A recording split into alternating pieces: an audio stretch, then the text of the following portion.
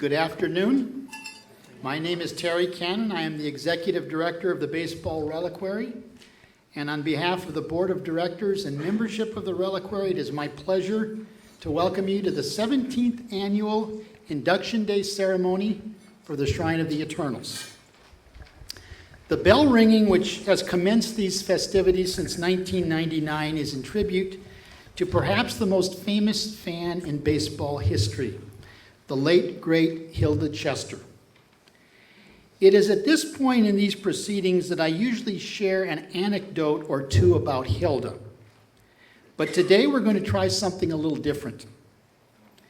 In honor of Steve Bilko's induction, and thanks to the excellent research skills of Galen White, we'd like to remember the left coast version of Howlin' Hilda.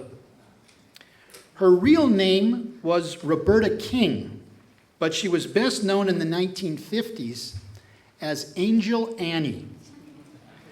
Her voice was described as somewhere between a police siren and a dynamite explosion,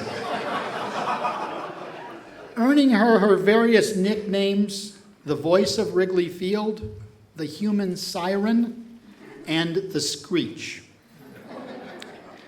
Like Hilda Chester, not a lot of biographical details are available to share about Angel Annie.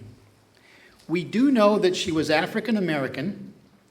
She attended approximately 5,000 games at Wrigley Field and other Pacific Coast League ballparks over a 35-year period, and that no earplug had been invented that could protect Angel fans from blood-curdling screams that she sometimes used away from the ballpark to stop traffic. "I've been hollering since I was born, and I won't quit till I die," she once said. When she did pass in January 1955 at age 87, she left Angel fans of that era a lot of fond memories. In fact, just before her death, when fans found out that Angel Annie didn't have a lifetime pass to attend games free at Wrigley Field, and that she paid for her tickets just like any other fan, they would stand at the front gate as she prepared to enter the ballpark and chant, "Get a pass for Angel Annie or we'll kick you in the pants." Unfortunately for Angel Annie, her passing in January 1955 came just months before Steve Bilko would play his first game for the Angels in his historic 3-year run for the hometown team, a marvelous period in which Annie would surely have reached unprecedented decibel levels in hooping and hollering. But we'd like to think that Annie would have been overjoyed that one of her dear angels would receive the Baseball Reliquary's highest honor this afternoon.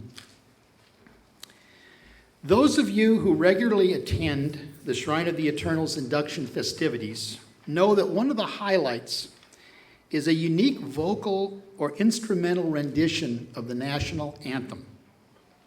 We've pretty much covered the gamut of sonic expression, with renditions ranging from Carol Ann Kaufman whistling the Star-Spangled Banner to Hugh Fink playing a version on violin behind his back, to Douglas Lee's exotic and mesmerizing performance on the musical Glasses.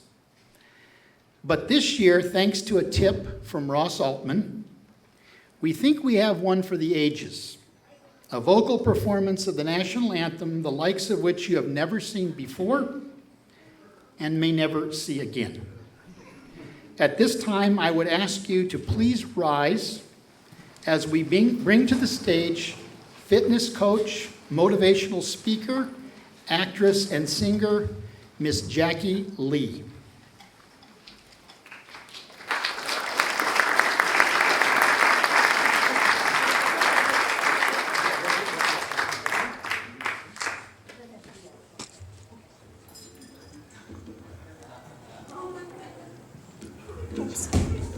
Almost, it's a little slippery here on the floor.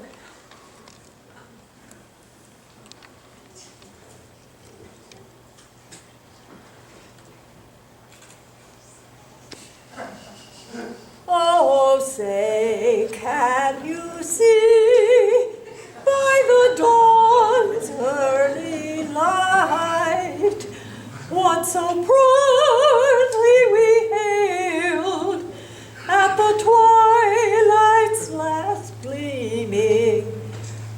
broad stripes and bright stars through the perilous fight. O'er the ramparts we watched was so gallantly streaming, and the rocket's red glare, the bombs bursting in air, gave proof through the night that our flag was still there. Oh, say does that star-spangled banner yet wave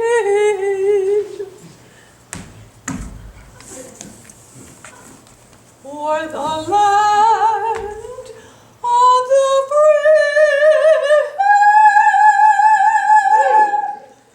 and the home of the brave.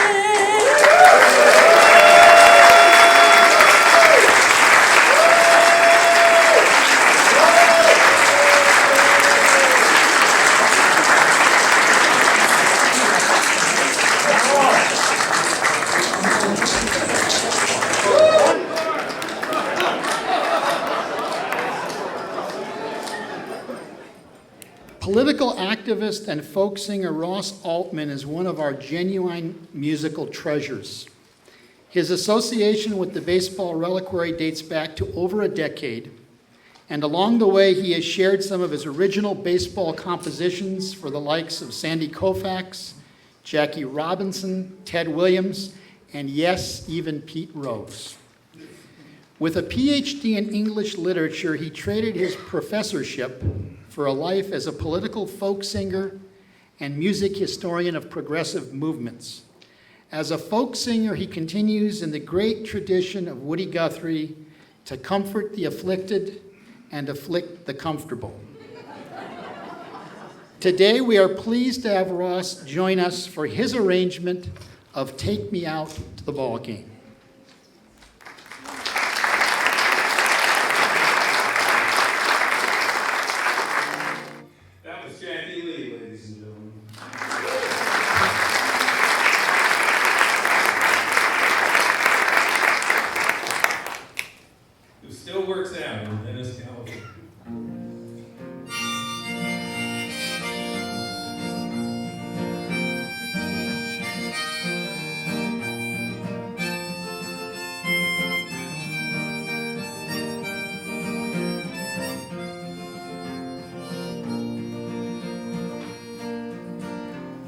Baby Casey was a baseball man, had the fever and had it bad. Just to cheer up the boys, she knew every Sue.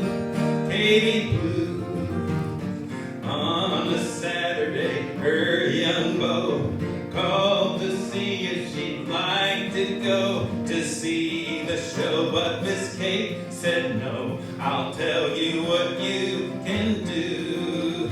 She said, take me out to the ball game, take me out to the crowd, buy me some peanuts and Cracker Jack.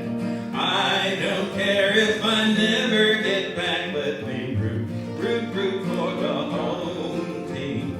If they don't win, it's a shame, for it's 1, 2, 3 strikes, you're out at the old ball game.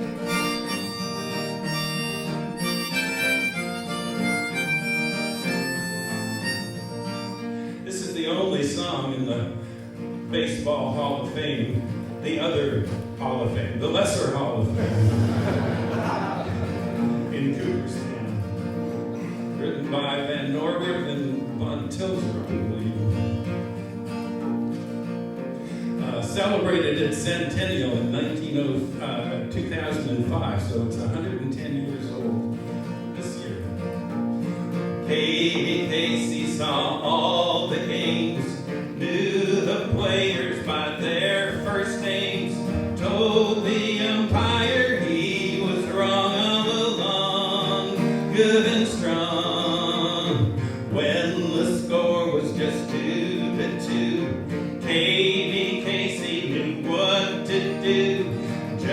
to cheer up the boys, she knew she would sing this song. Now this is the 7th inning stretch chorus. Everybody's got to sing it with me. You ready? Here we go. Terry's going to lead it, and Mary's going to sing harmony. All right, here we go. Take me out to the ball game. Take me out with the crowd. Buy me some peanuts and cracker jack. I don't care if I never get back. Let me root for the Hunters. If they don't win, it's a shame. For it's 1, 2, 3 strikes, you're out at the old ball game.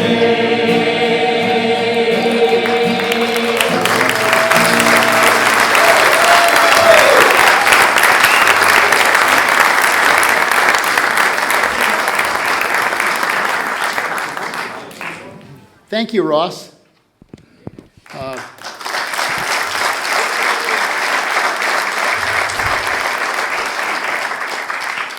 And Ross plays all over Southern California. What's your next gig there, Ross? Well, as long as you ask.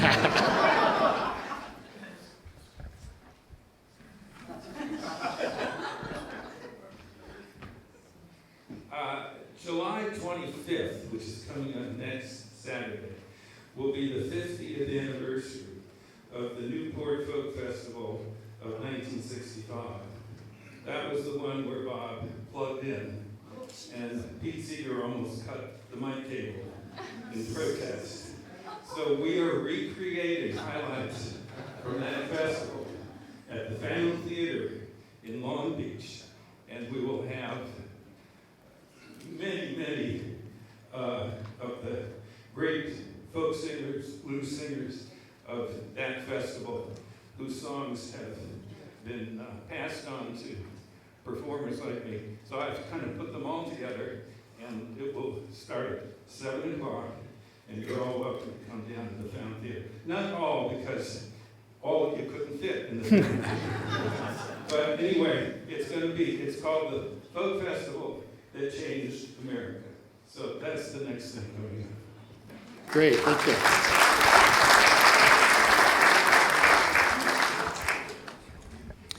Before the keynote address and the introduction of our distinguished class of inductees, it is my pleasure to introduce the recipients of 2 awards presented annually by the Baseball Reliquary. Leading off, we have the Hilda Award, established in 2001 in memory of Hilda Chester and created to recognize distinguished service to the game by a baseball fan.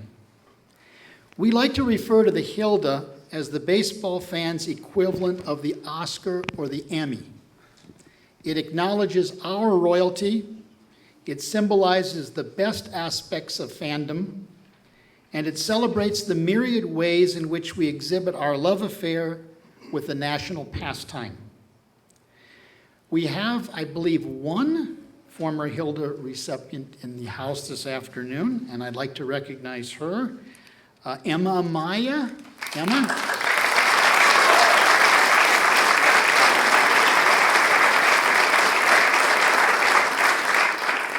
She's the 2013 recipient and is a renowned Dodgers fan who has been known on more than one occasion to dress up at Chavez Ravine as Hilda Chester and clang her cowbells.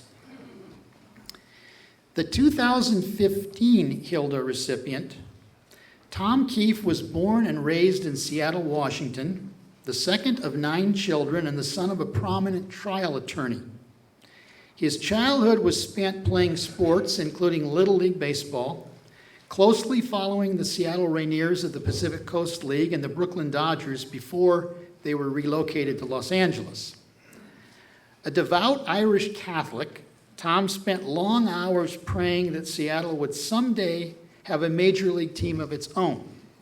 And his prayers were briefly answered in 1969 when the Seattle Pilots franchise was awarded.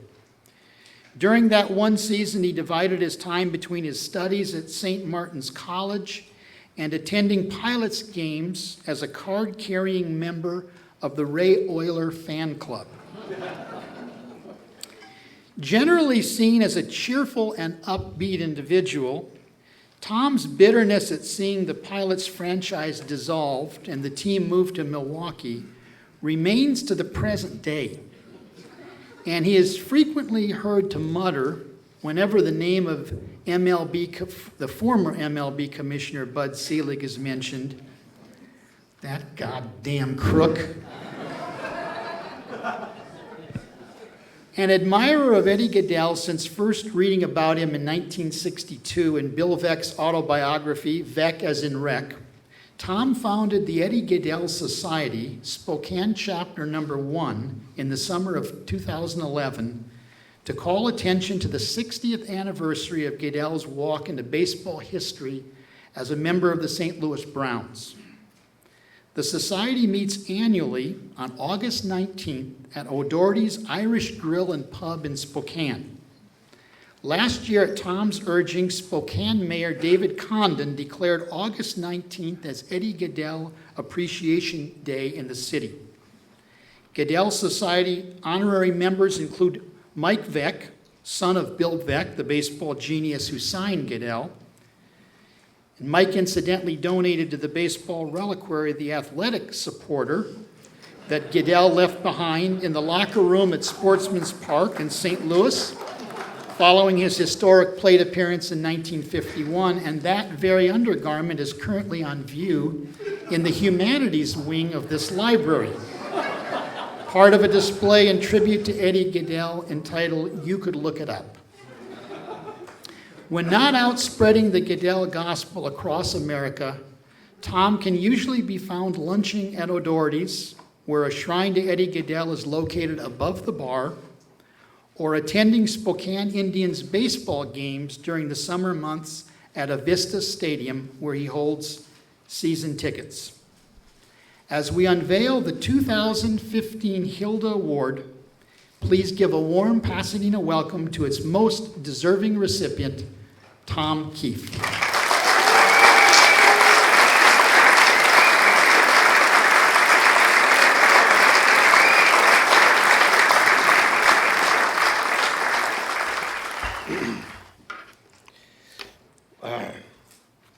Well, I want to thank the Reliquary, especially Terry and Mary, and all the good work they do. Winning the 2015 Hilda Award is obviously a big honor, and I was trying to put it in some kind of a context, and when I heard that was the baseball fans' version of a Oscar and Emmy, and I was going to be here in Southern California, I thought, okay, when does Kanye West arrive and tell me I don't deserve it? He must have gotten stuck in traffic, Kanye. So, but it is really, for me, my baseball fandom comes sort of full circle here because Hilda Chester was a Brooklyn Dodger fan, and my love with baseball began in 1955 when my brother Rob, who was a Yankee fan, insisted that I couldn't be a Yankee fan. And so I asked my dad, well, I need to be a baseball fan. Well, what team can I cheer for? And my dad said, well, you can cheer for the Brooklyn Dodgers. And so I did, and they won the World Series that year. So I thought, wow, this is pretty easy. But I also fell in love with, of course, you know, there were no major league teams west of the Mississippi back then, and so I also fell in love that year with the Seattle Rainiers of the Pacific Coast League, and used to bug my dad day in and day out to take me to the games in 55, 56, 57. Used to go to those games all the time. You know, listen to foul balls leaving the park and crashing through the windshields of cars. But two of the great memories that I have was going to those games when the Angels were in town and seeing the Babe Ruth of the West Coast, Steve Bilkow. It was always an exciting time to go there. And the other thing that was really cool about the PCL back then was seeing this phenomenal performer who made umpiring interesting, Emmett Ashford. Got to see him a lot, and he was just brilliant and great fun to watch. And I know I've watched enough of these Southern California award shows Emmys and Oscars and stuff to know that, the first thing you're supposed to do is get up here and ask totally surprised, which is easy because I really was surprised to get this. But the next thing you're supposed to do is to thank all the little people who made it possible. And in my case, that's pretty easy because if it weren't for a 3'7" baseball player named Eddie Gaedale, I definitely would not be up here. But I also want to thank a few big people. A couple of World War II vets, my 6'4" father, Tom Keefe Sr., who gave me for my 14th birthday the book Vec is in Rec. And I also want to thank another World War II vet, Bill Vec, who led a brilliant, edgy kind of life and wrote about it in that book. And I remember opening that book, and the first chapter was a can of beer, a slice of cake, and thou, Eddie Gaedale. And Eddie Gaedale, for reasons that would escape everyone other than a psychiatrist, took up residence in my brain back then in '62, and he's been there ever since. And a third big person I want to thank, who has a lot to do with the fact that the Eddie Gaedale Society has a home field to play in Spokane, is my good friend, a big-hearted guy named Tim O'Doherty, who played football at Fresno State and then moved to Spokane. And at O'Doherty's Bar and Grill, we are the home of the Eddie Gaedale Society, and each year get to have our festivities down there. And without Tim, that wouldn't have happened. So thank you. And Tim's here today, so thank you so much.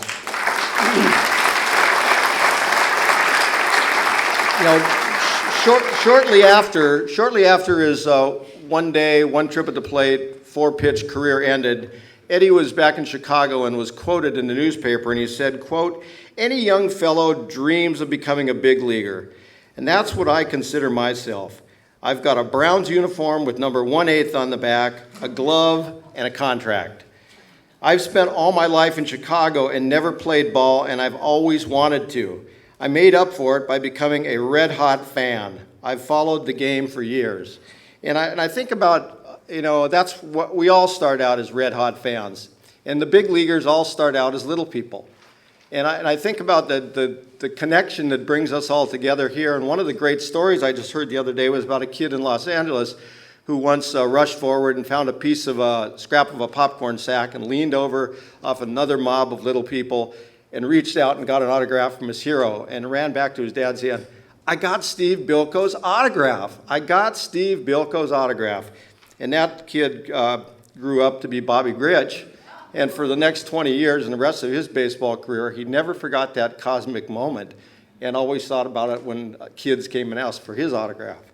So it's important that we recognize, that the continuity and the future of this game is so much linked to the excitement that kids have.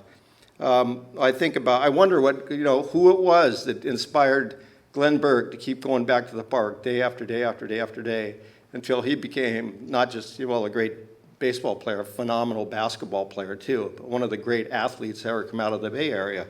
And his legacy to us, the high five, which has become a cultural phenomenon beyond his short, tragic baseball career and short life. And when I think of Cy Berger, and millions of kids, including me, I was one of 9, the number of fights my mother had to referee between me and my brothers over Cy Berger baseball cards back in the 50s and 60s. Baseball doesn't belong to the team owners. They own the teams, they don't own the game. The Players Association looks out for the players as it should, but they don't own the game. We own the game. We own the game, the fans. And think about baseball without fans. Well, you don't even have to think about baseball without fans. On April 29, 2015, in Baltimore, there was a baseball game without fans, where the crack of the bat echoed in an empty stadium and the ricochet of a ball in an empty grandstand. It was not a baseball game. It was really more of a, full-dress batting practice or something. But it's the click of the turnstiles and the shout of the crowds and the yell of the vendors, peanuts, popcorn, ice-cold beer. That's what brings us out and brings the memory of baseball, down through the ears, echoing through the years for all of us. I wanted to give a special address because it is, more Eddie's Day than mine. And so I was wondering, where am I going to find a short speech? And I did find a template for it. by a lanky left-hander from Illinois, from Eddie's state of Illinois, who was actually our first baseball president, who delivered what I think was a perfect pitch on another field of Shrine of the Eternals at a place called Gettysburg. And it was brief, and it was to the point, and it was the kind of perfect performance you only see on a baseball field now and then when a Don Larson comes along in the World Series. And so for you today, I would like to deliver the Eddie's Day address. 64 years ago, Bill Veeck brought forth from the Browns dugout a new player, short in height, but dedicated to the proposition that a little guy could be a big leaguer. They were immediately engaged at home plate in a great uncivil war of words, testing whether that player or any player so conceived and constructed could play baseball. They met with the umpire on that score. But we have come to consecrate the memory of that day, our glorious recollection of a little guy who took a walk into baseball history. It is altogether fitting and proper that we should do this. But in a smaller sense, as we here cogitate and even ruminate, we can never replicate Eddie's accomplishment. The little guy, now long dead, who drew a walk in St. Louis on August 19th, 1951, has validated it far beyond our poor power to add to this fact. The baseball record books will little note, nor even remember what we say here, but they can never deny what he did there.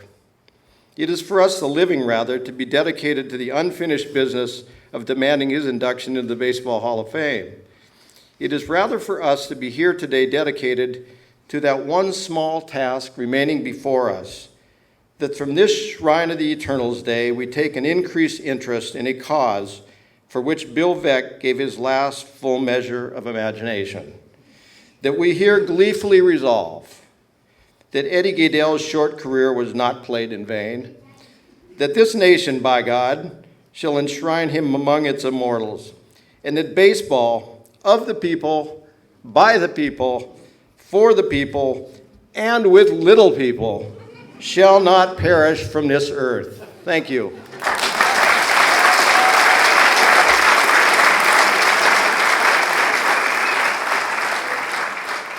Our second award was established in 2002 to recognize individuals for their commitment to the preservation of baseball history. The Tony Salin Memorial Award is named in honor of a much beloved and greatly missed reliquarian, a baseball author, archivist, and researcher who passed away in 2001 at the age of 49, and whose research collection is now housed at the Institute for Baseball Studies at Whittier College. As has been the case for each year since the award's inception, Tony Salin's brother Doug has driven down from San Francisco to Pasadena to be here for the awards presentation.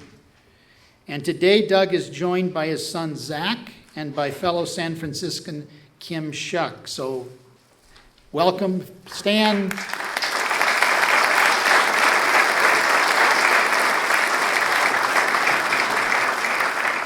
As always, we thank Doug for this annual ritual and for taking part in our ongoing celebration of Tony Salin's memory. When the Reliquary's Board of Directors goes about the process of choosing a recipient for the Tony Salin Memorial Award, we always keep in mind Tony's unique baseball passion, particularly as it pertained to keeping alive and bringing attention to the stories and legacies of the game's forgotten heroes and bygone teams that are largely unknown to the general public. Using this most noble pursuit as our primary selection criterion, we believe this year's recipient is especially deserving. The 2015 Salin Award honoree, Gary Joseph Sieradkowski, is a graphic artist and illustrator who has worked for over 25 years with some of the best design and advertising firms in the country. Among his many accomplishments are creating the environmental and print graphics for Oriole Park at Camden Yards, designing the music department of Barnes & Noble, and rebranding and repackaging the Folgers coffee can. With the creation of the Infinite Baseball Card Set blog 5 years ago, Gary began the design and production of a series of baseball cards, now numbering close to 200 entries, which resembles the tobacco cards of the late 19th and early 20th centuries. The project combines Gary's immense skills as a graphic designer with his love for baseball lore and minutia. Gary's newly published book, which has received extraordinary reviews, is an outgrowth of the Infinite Baseball Card Set blog and is entitled The League of Outsider Baseball, an illustrated history of baseball's forgotten heroes.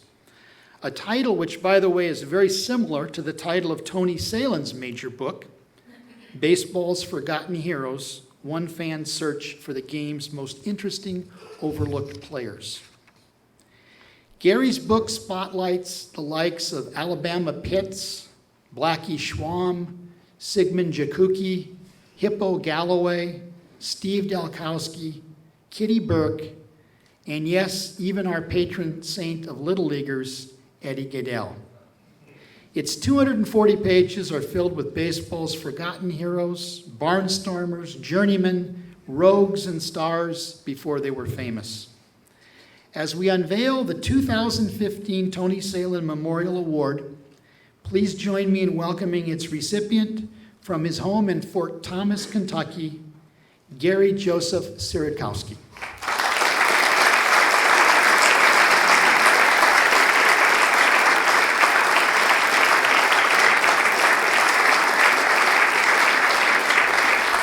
Usually when I have a surprise in my life, it's something bad. But I was sitting on a delayed aircraft, I think it was like 2 or 3 hours delayed out of Chicago, going back to Kentucky with my wife.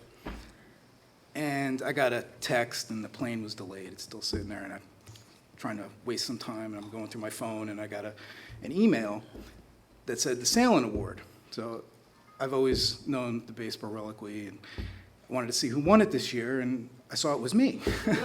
So for the first time in a long time, a surprise was actually something good. And as Terry said, I'm a graphic designer and illustrator, for my career, and I've won a lot of awards and different things over the years, in 25 years.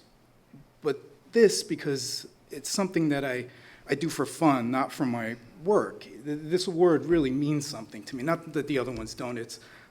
I'm supposed to get awards for art or graphic design. This is something that was a passion of mine ever since I was a little boy. Like probably most of the people in this room, you learned baseball from your father, your mother, or your grandparents. I learned baseball from my father and his father. And, like most kids, you kind of get distance from your parents as you get older, as a teenager and things like that. But for a lot of people, and myself included, baseball was something I was always able to bond with my father over, no matter what was going on in our life. I was a punk rocker and an artist, and my dad liked the Rolling Stones and Led Zeppelin or something, so we were always going at each other with that.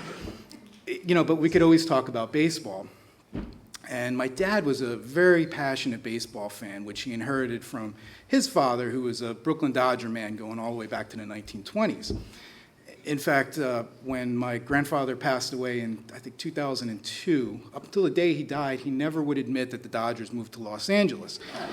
He always called them the Brooklyn Dodgers, which was really confusing when I was a kid in the 1970s because I had to be a Mets fan. There was no way I could possibly become a Yankees fan. So I'm a Mets fan. This is 1976, 77, 78, and the Mets are just terrible. The Yankees are winning all these World Series, and the Brooklyn Dodgers, according to my grandfather, are in the World Series every year. So I'm thinking, why do I have to go to Shea Stadium to see the stinky Mets when we could just go one borough over to Brooklyn to see the Dodgers? So it took me a while to figure out what actually happened there. In fact, I think it was on one of Cy Berger's baseball cards that I finally put it together that the Dodgers are actually in Los Angeles, and it's quite far away. The Baseball Reliquary is something really interesting. It comes from the word relics, and Charlie Vassalero, who's going to do the keynote address, I met him in 2002. I was working out in Boulder, Colorado, and I lost my job out there. The company I was working for folded. And I didn't know where I wanted to move next. I always like to move around the country and go to different places. And I went back east to Baltimore to interview at a couple of places in D.C. and Baltimore. But a friend of mine that I went to art school with said, there's this guy named Charlie. He's a Mets fan. You're a Mets fan. You got to meet this guy. So we all go out to brunch. And it's right before Christmas, 2001.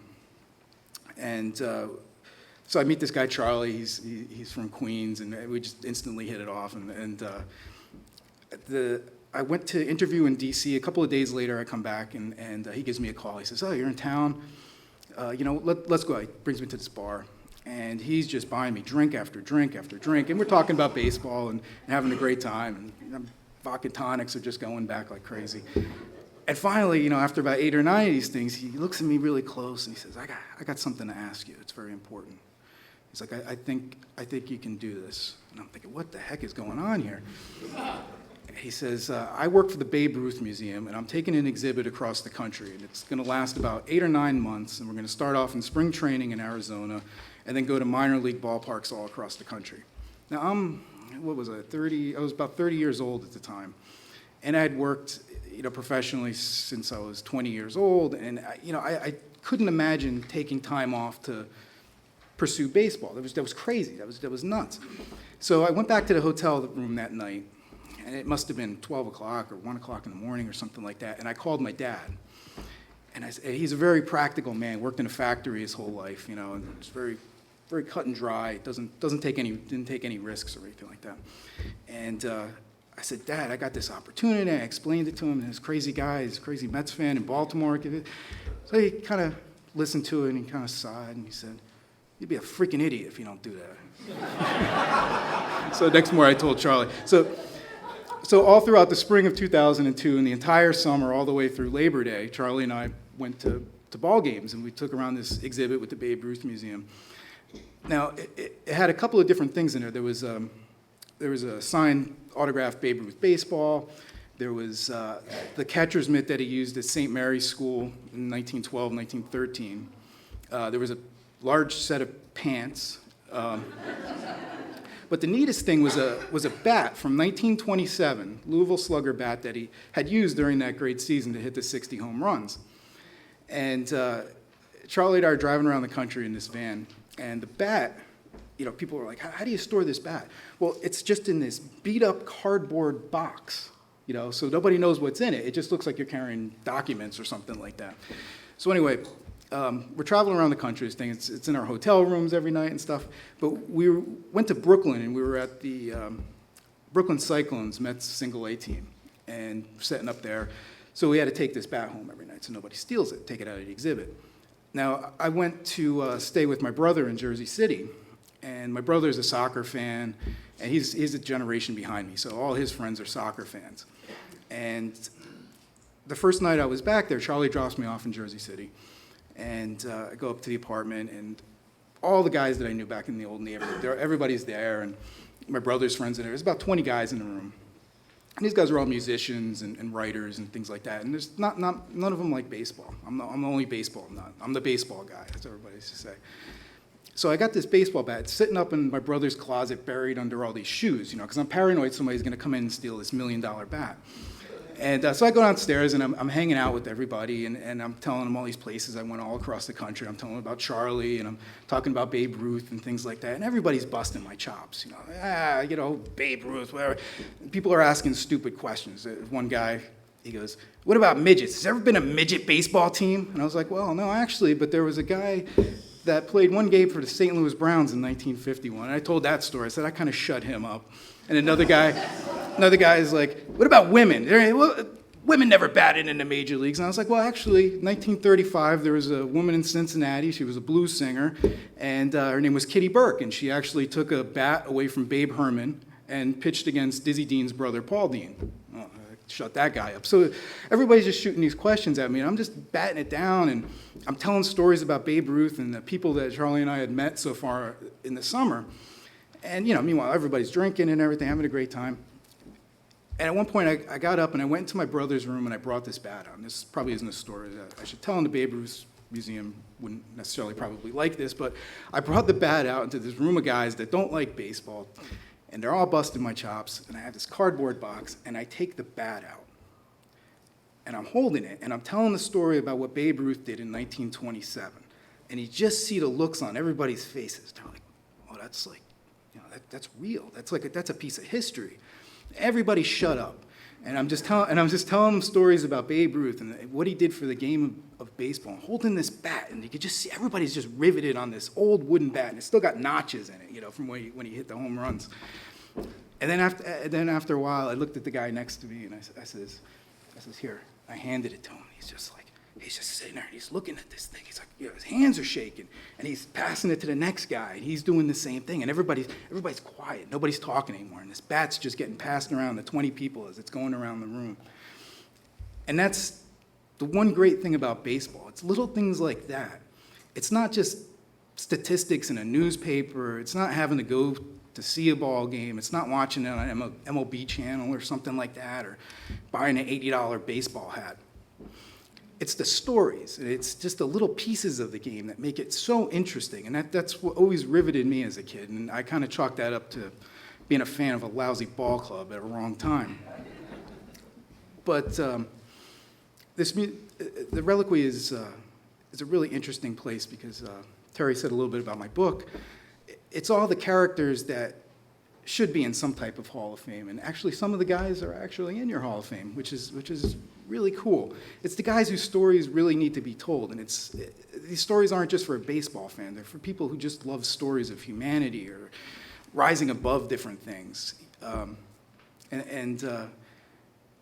It stems from a blog that I had started because my father had passed away right before the '09 World Series. And I was living in Hollywood, and none of my friends liked baseball. But throughout the years, my father and I would talk 3 to 5 times a week. Sometimes we just trade trivia questions and stuff. He'd say, do you know who Victory Faust was? And I'd say, yeah, of course I do. And I tell him, there's this guy that was a mascot for New York Giants. He actually pitched a couple of games back in 1913. Son of a, and he slammed the phone down. But when he passed away, I didn't have anybody to talk about these crazy characters with anymore. And right after Christmas that year, I was sitting home, and I was missing my dad, and I just drew this little baseball card of a Negro leaguer named Leon Day, Hall of Famer. And I knew him back in Baltimore. He's a really, really nice guy. And so I did this little card of him, and I wrote a story that went along, just a little recap of his career, and I put it on this blog. And I'm not like a tech-savvy blog guy by any stretch of imagination. I just did it for myself. It was something fun to do, keep me off the streets at night.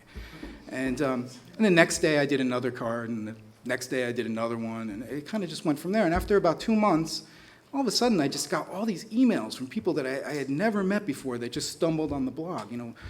Somebody's looking for Lefty Grove with the Baltimore Orioles or something and comes upon my site, or Leon Day or a guy like that. And all of a sudden, this is something that just grew out because I missed my father, and I didn't have anybody to talk about baseball with. All of a sudden, I had hundreds of people writing to me that had the same interest. And it was a really cool experience, and I'll never forget that. And this book kind of just went on and on and on, or the blog went on and on and on, and it eventually got turned into a book that I'm very proud of. And I guess I just want to say I'm really honored with this award. It's a great surprise. Thanks.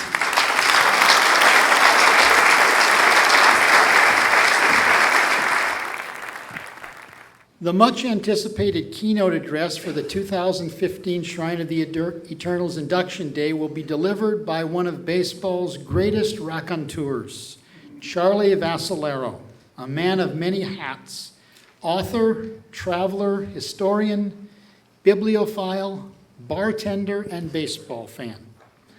A former 20-year resident of Arizona, Charlie is renowned for his presentations on the history of the Cactus League.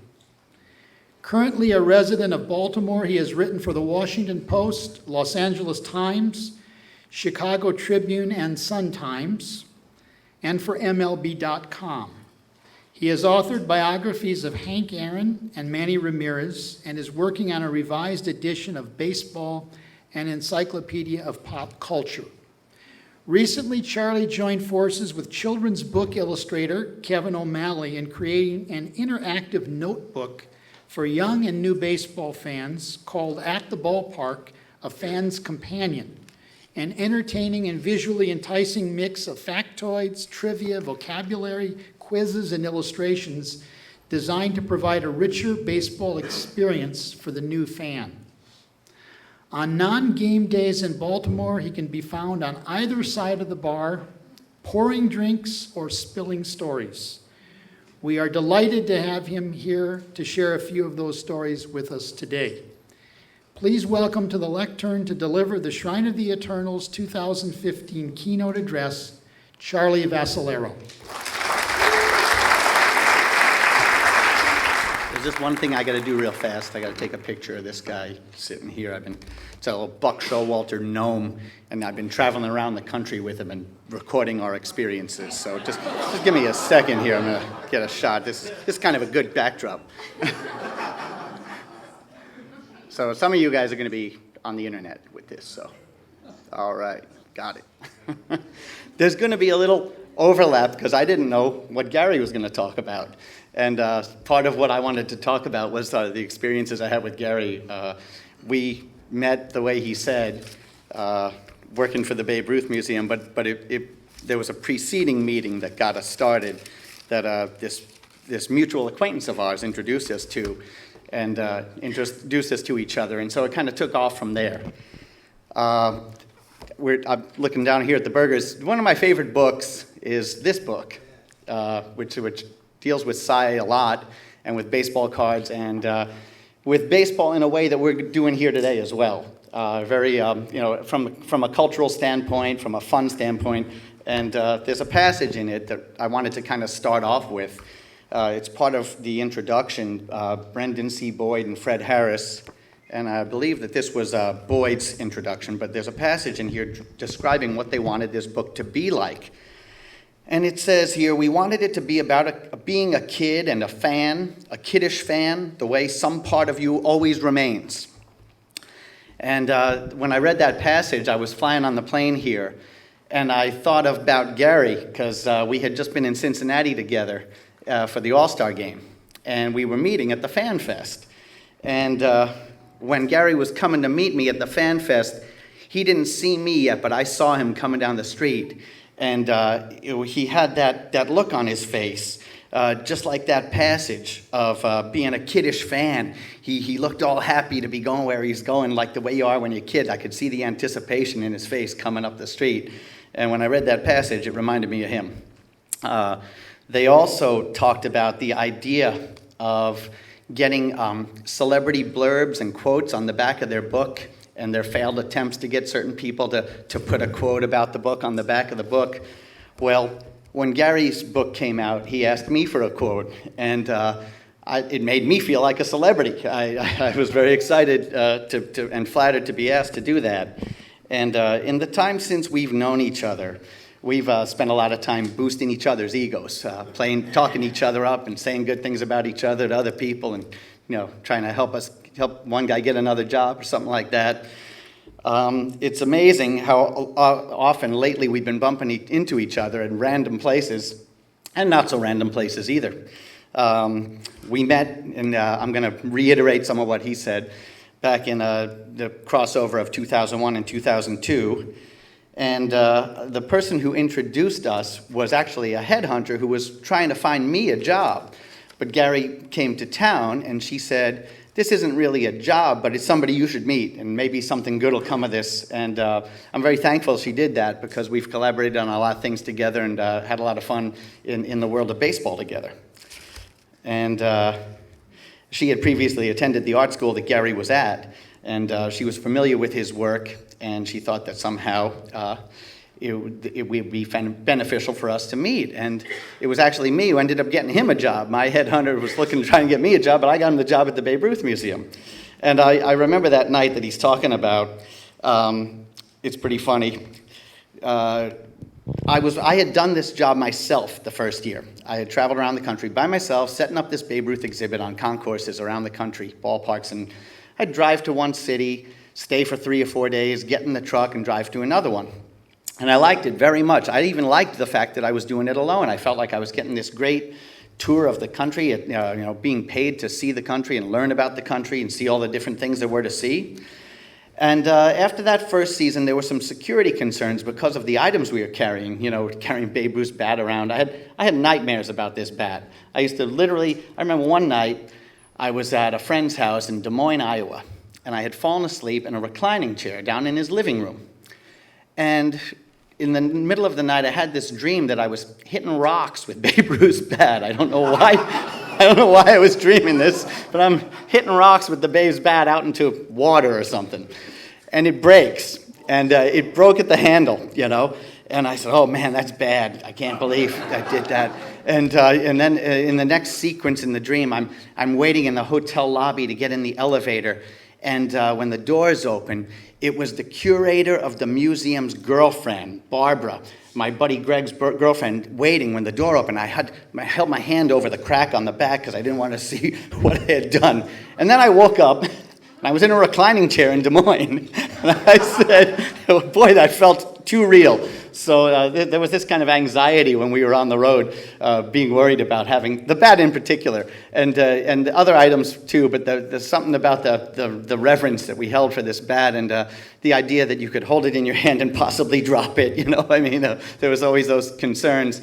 But it did feel great when you put it in somebody else's hand and saw them light up the way he was describing.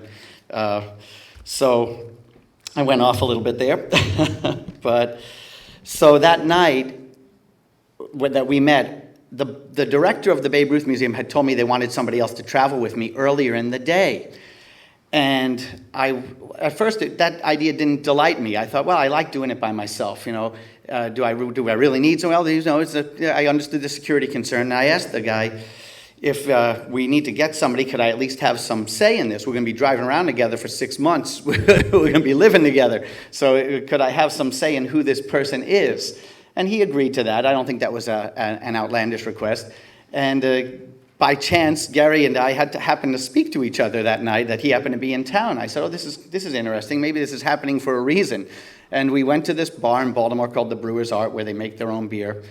And before I asked Gary if he wanted to work on this job with me, I figured we should get drunk first, see if we still like each other, and how the other guy handles himself. And so I remember it was a long night, like he said. I don't know how many beers I had and how many vodka tonics he had. And at the end of our evening, I did get kind of serious. I said, Gary, there's something I need to ask you. And I think for a second he thought I might have been hitting on him, I said, and then when I followed it up with, what do you do in the next 6 months? I would imagine. But we had a ridiculously good time. It's funny, on the way here, I just saw a note on my notebook. When I worked the first year by myself, occasionally I'd be accompanied by a volunteer from the museum. And there was this guy named Joe. He was an insurance salesman from Frederick, Maryland. He'd just meet up with me somewhere. He'd be on the road. He'd just show up. And he was there to help. He wasn't getting paid. He was a nice guy. And when I was flying out here the other day, I was waiting at my gate by the airport, and here comes Joe Short walking down the airport. And I thought, that's a crazy coincidence. The interconnectedness of these stories in baseball, I think there's a running theme.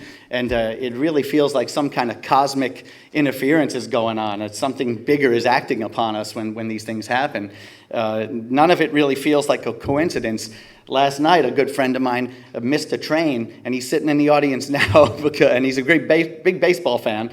And I knew he was in LA. He knew I was around here too. But we hadn't planned on doing this together. But now he made it here. So I think these things definitely happen for a reason.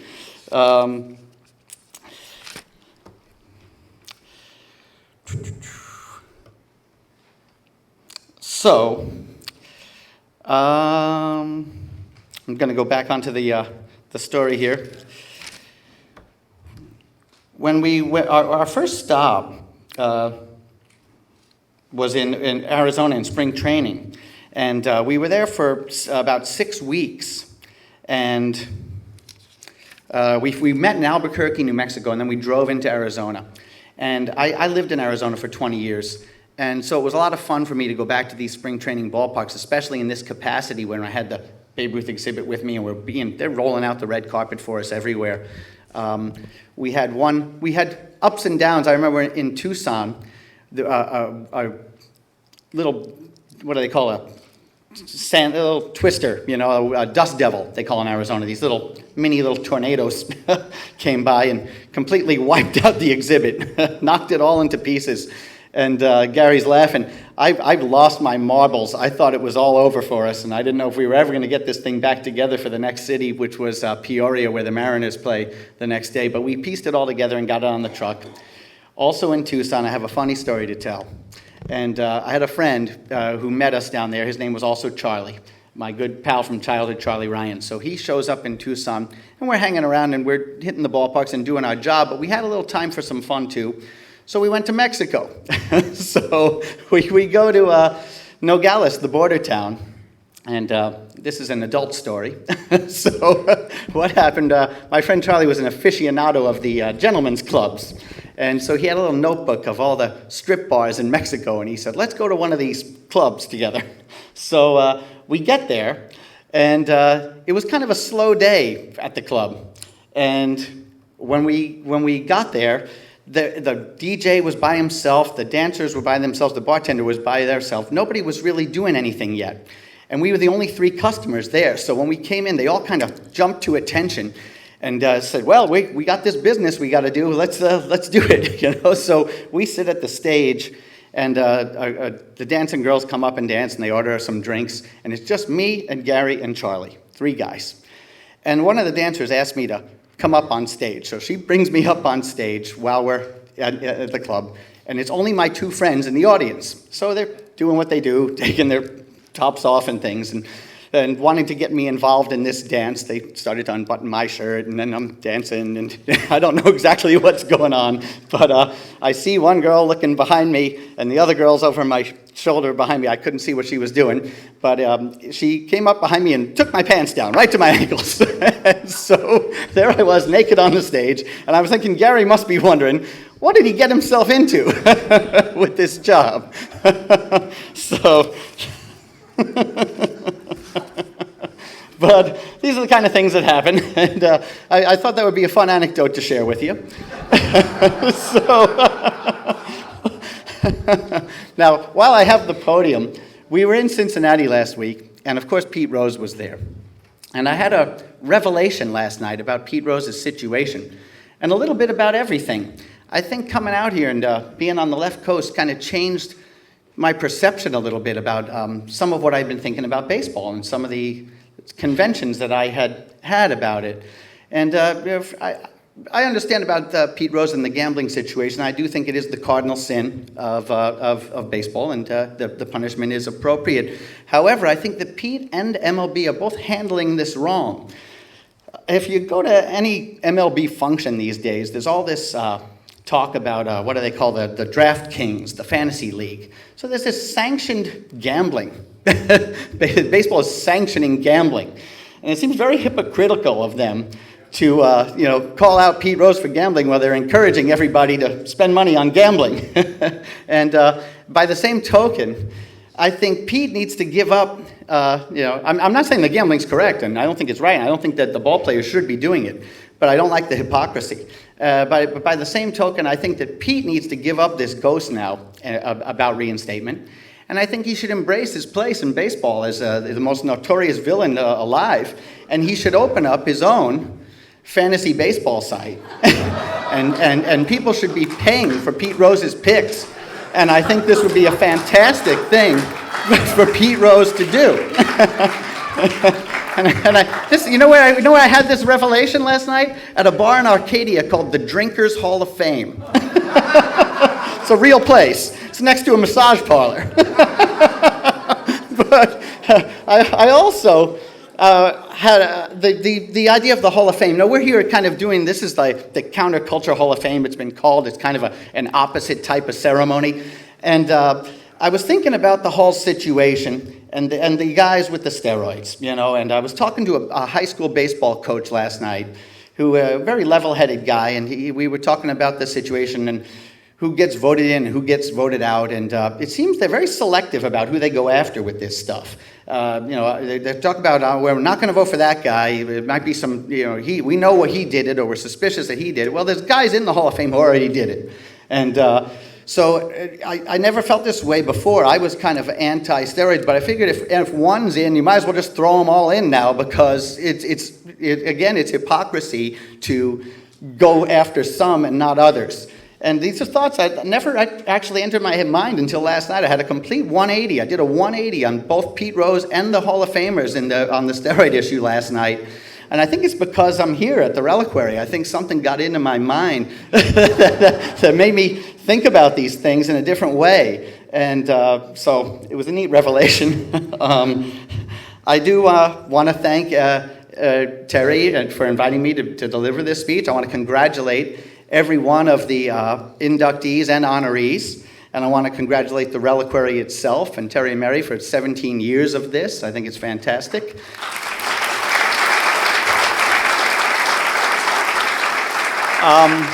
One last word about Glenn Burke. I've been reading the stories about Glenn Burke, and they often refer to him as baseball's first gay player, and I can hardly believe that to be true. I think he's baseball's first openly gay player, which is a big difference and the huge reason why he's being honored here today. So I just felt like saying that too. All right. Thank you.